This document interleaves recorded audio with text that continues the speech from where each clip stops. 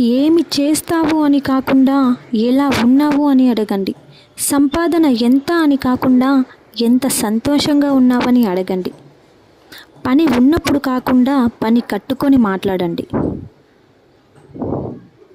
పోయాక ప్రేమాభిమానాలు కాకుండా ఉన్నప్పుడు నేనున్నాననే భరోసా ఇవ్వండి.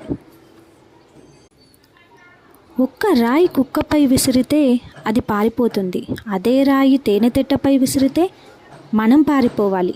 కుక్క కన్నా తేనెటీగలు చిన్నదైనా వాటి ఐకమత్య బలం పెద్దది. ఐకమత్యమే మహాబలం. తప్పు చేసిన వారికి ఒక అవకాశం ఇవ్వు. తప్పు సరిదిద్దుకుంటారు. కానీ మోసం చేసిన వారికి అవకాశం ఇవ్వకు. జీవితంలో మర్చిపోలేని గాయాన్ని మిగుల్చుతారు.